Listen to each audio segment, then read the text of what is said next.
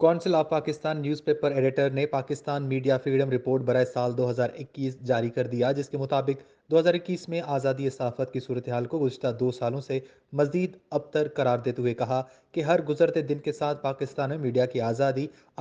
اظہار رائے، معلومات تک رسائی کے حقوق کو کسی نہ کسی ہتھ کنڈے کے ذریعے دبانے کی کوششوں میں مزید اضافہ ہو گیا ہے۔ سال 2021 میں 5 سے زائد صحافیوں کو قتل کیا گیا، جس میں اغوا کے بعد بے دردی سے قتل کیے گئے کراچی کے نوجوان سوشل میڈیا ایکٹیوسٹ اور کمیونٹی جرنلسٹ ناظم جوکیو بھی شامل ہیں، جبکہ 9 سے زائد صحافی کرونا وبا کا شکار ہو کر جان کی بازی ہار گئے اور 2 صحافیوں نے بے روزگاری سے تنگ آ کر خودکشی کر لی۔ رپورٹ کے مطابق سال 2021 میں براہ راست اور بالواسطہ دباؤ اور مختلف حکومتی اور غیر حکومتی اور ریاستی اقدامات اور عدم برداشت پر مبنی میڈیا مخالف کارروائیوں کے نرخے میں رہے۔ صحافیوں اور میڈیا ورکرز کو ان کی پیشہ ورانہ ذمہ داریوں کی ادائیگی پر نشانہ بناتے ہوئے کم از کم 5 صحافیوں کے قتل کی واضح تصدیق ہوئی ہے، جبکہ غیر مصدقہ اطلاعات کے مطابق یہ تعداد زیادہ ہے۔ اس کے علاوہ مختلف مواقعوں پر صحافیوں پر قاتلانہ حملوں، مقدمات اور گرفتاریوں سمیت صحافیوں کو غائب کرنے کے واقعات، نامعلوم فون کالز اور آن لائن ہراساں کرنے سمیت کئی واقعات سر فہرست رہے۔ ان واقعات میں صحافیوں کے ساتھ ساتھ ان کے اہل خانہ بھی جسمانی حملوں اور اذیت کا شکار ہوئے۔ میڈیا کو ہر صورت کنٹرول کرنے کے نئے نت حکومتی اقدامات کے تناظر میں